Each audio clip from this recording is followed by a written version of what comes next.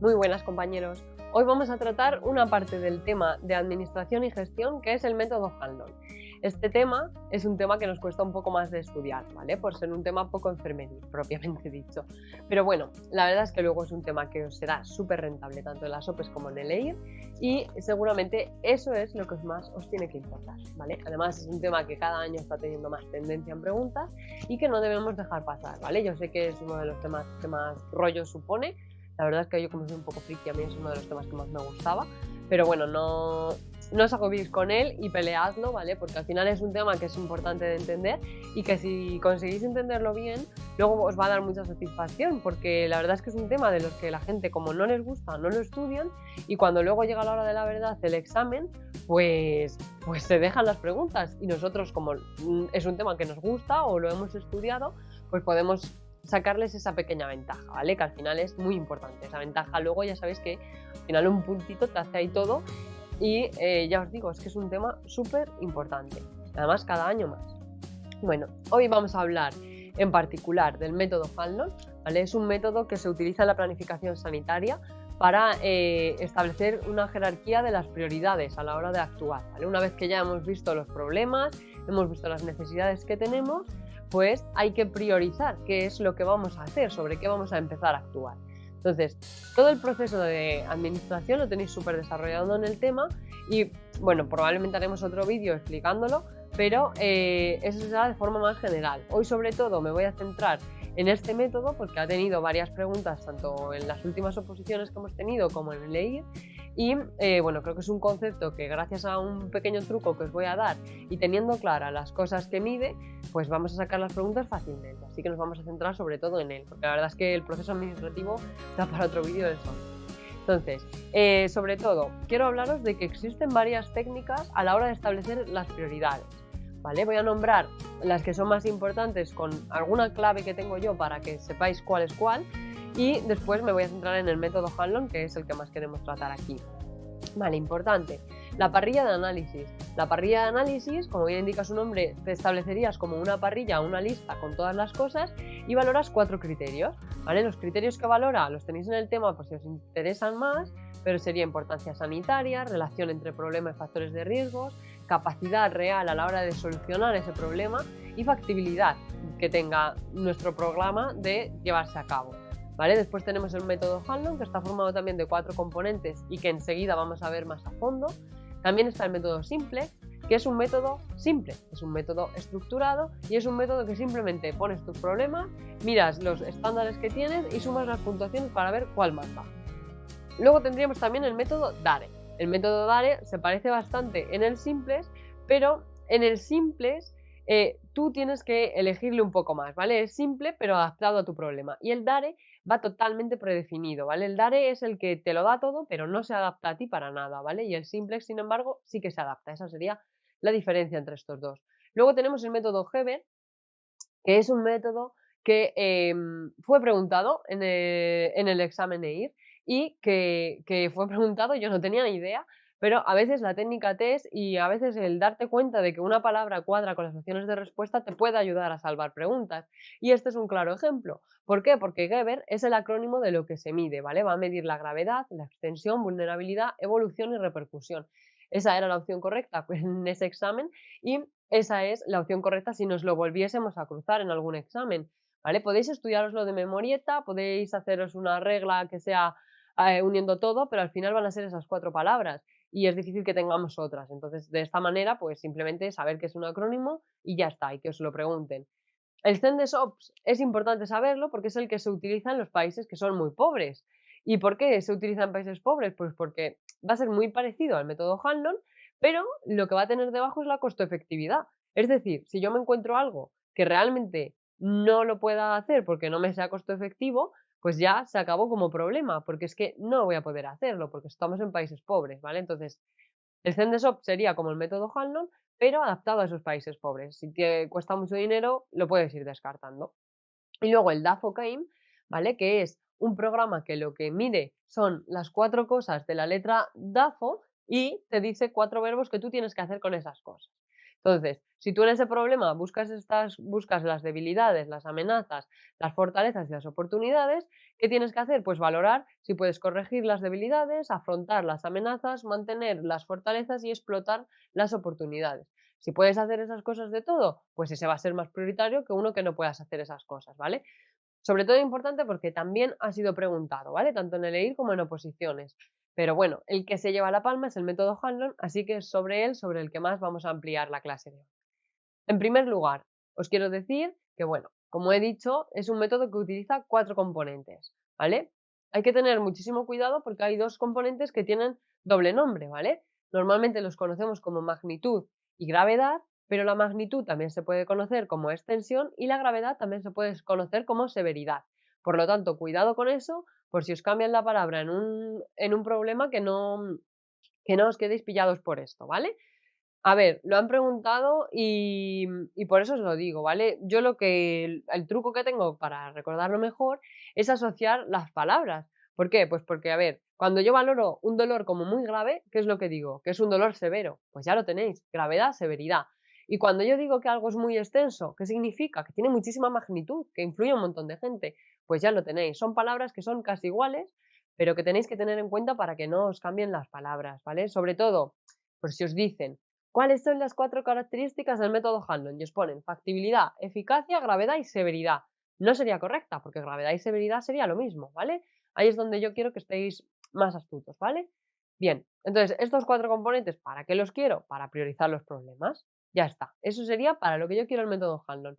Bien, y ahora el método Hanlon tiene una fórmula, y una fórmula que vamos a recordar mejor gracias a esta imagen, ¿vale? Esta imagen de los Simpson donde tenemos a Marge Simpson y a Flanders, ¿vale? Ya sabéis que Marge está con Homer. Homer, como se entere de esto, va a dar una buena tunda, pero no se va a enterar porque esto va a quedar entre nosotros. Entonces, espero que os gusten los Simpson porque es importante que recordéis el nombre de Marge y el nombre de Flanders, porque es quien nos va a importar para nuestro truco de la fórmula.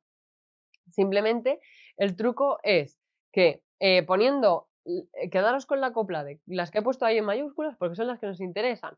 La M de March, la G de March, la E de March y la F de Flanders. ¿Y qué hacen en la fórmula? Pues la M y la G se suman y la E y la F multiplican, ¿vale? Quedaros con que magnitud y gravedad son cosas que son las dos muy, muy fuertes y lo que voy a hacer es sumarlas. Pero es que luego la eficacia de lo que hago y la factibilidad es mucho más importante y va a venir multiplicando.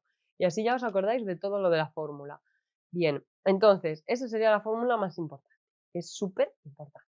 Y ahora, ¿qué pasa? Pues que hasta hace unos años, con sabernos la fórmula, íbamos tirando con las preguntas. Pero ya nos han pillado los tribunales y como son así de espabilados y tienen que ir a por todas, pues han inventado otra cosa más para chincharnos. ¿Y qué han inventado? Que sepamos lo que vale cada parámetro, ¿vale? Entonces, esto es importante. Tenemos que saber lo que valen porque ya nos han preguntado. Entonces, tenemos que estarnos al lado. Importante, tenemos que saber que magnitud y gravedad van a ir de 0 a 10. O algo no es nada extenso, o algo es muy extenso, o algo no es grave, o algo es muy grave, ¿vale? Va de 0 a 10. Mi eficacia de la intervención va a ir de 0,5 a 1,5. Ojo, la eficacia nunca va a ser 0. ¿Por qué? Porque por poco que yo haga, algo voy a hacer. Entonces, quedaros con esa clave. La eficacia de mi intervención nunca va a ser 0. ¿Pero qué es lo que sí que puede ser 0? Pues lo que sí que puede ser 0 es la factibilidad de mi intervención. ¿Por qué? Pues a ver, como ejemplo, yo puedo pensar en una intervención. Por ejemplo, voy a darle 1.000.000 de euros a alguien para ver si así es más feliz. ¿Vale? ¿Pero esto es factible? No es factible, porque es que yo no tengo ese dinero, entonces no puedo ir a darle a nadie 1.000.000 de euros. ¿Va a ser algo que sea eficaz? Claro, no te digo, claro que va a ser mucho más feliz, va a ser un 1,5, ¿no? Si pudiera llegar a 1.000, sería 1.000 más feliz. ¿Pero va a ser factible? No, no va a ser factible. Entonces, ahí sería un 0. Entonces, la factibilidad sí que puede tener ese 0. Es importante porque lo que nos han preguntado en el examen, que es donde hemos tenido que ajustarnos a esto, es diciéndonos que qué criterio él solo podía hacer que nuestra fórmula se transformara en 0, que un problema, perdón, lo quitásemos de prioritario. Y lo que es la factibilidad. Si algo no es factible, yo aquí lo multiplico y todo lo que sea multiplicado por 0 es 0, patata. ¿La magnitud y la gravedad pueden ser 0? Sí. ¿Por sí solo me va a dar 0 en la fórmula? No, porque yo tendré una magnitud de 0, pero la gravedad puede ser 1. Y con que yo aquí ya me salga un 1, ya no va a ser 0 toda la fórmula. Por lo tanto, ojo ahí, que es donde han ido a pillarnos y que no nos pillen más. Y además, también importante en la factibilidad saber que esta palabra viene de 5 componentes para medirla y vamos a medirlo con el factor PIL, ¿vale? El factor PERLA, podéis acordaros así mejor. Y es un acrónimo que lo que significa es que lo que queremos hacer, nuestra intervención, tiene que tener pertinencia, factibilidad económica, aceptabilidad. Tengo que disponer de recursos y tiene que ser legal, ¿vale? Son las 5 letras del factor PIL para medir la factibilidad, ¿vale? Esta diapositiva es súper importante. Podéis copiarlo si queréis en vuestra libreta de oro tal cual, copiándolo con vuestra letra para interiorizarlo. Bien, entonces aquí, por ejemplo, tenéis unos ejemplos de distintos problemas y cómo yo los voy a priorizar, ¿vale? Por ejemplo, alteración del sueño, pues me dice que de gravedad tengo un 5, de extensión un 9, de eficacia un 1 y de factibilidad un 1. ¿Cuánto me da? 14. De caídas, 8, 8, 1 y 1. ¿Cuánto me da? 16. Yo haría la fórmula de todo y luego lo colocaría y buscaría cuál es el problema, más importante. En este caso, ¿quién tiene 21? La úlcera por presión. Pues yo actuaría sobre la úlcera por presión. ¿Vale? ¿Entendéis cómo funciona, verdad? Bueno, a ver, es que es algo que sé que es un poco complicado, pero que tenemos que tenerlo en cuenta porque ya nos ha caído en exámenes. Entonces, ya está, pensad simplemente eso, que el 0 va a ser factibilidad, que mi eficacia sí que siempre voy a tener una mínima eficacia porque por poco que haga algo tendré, pero algo puede ser no factible. O sea, es que es muy fácil que yo tenga un proyecto súper especial, súper guay y me digan, pues no, chica, lo siento, pero no te lo voy a conceder. Pues ya está, mi intervención era perfecta, pero no puedo hacerla. Bien, ahora vamos a hacer una pregunta sobre el método Hanlon. Os adelanto que es una pregunta complicada, pero no os preocupéis, acabamos de ver el método Hanlon, así que nos va a venir bien para repasarlo, para ver los trucos que os he dado y las características que tiene este método, ¿vale? Es un método que es que les gusta preguntarlo y entonces vamos a ir a por ella y vamos a sacar esta pregunta y todas las que nos quieran poner sobre esto.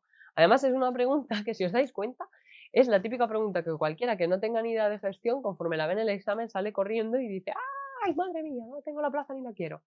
Pero vamos a saber contestarla y ya está, porque aquí estamos para saber contestar preguntas. Entonces, ¿cuál es la pregunta? Me la he inventado yo, ¿vale? Entonces ya sabéis que lo que yo me invento es muy difícil, lo siento, pero es que quiero que se os quede todo bien. Entonces me dice la pregunta, debemos priorizar una serie de problemas para decidir sobre cuál de ellos hago la intervención de educación sanitaria en la comunidad.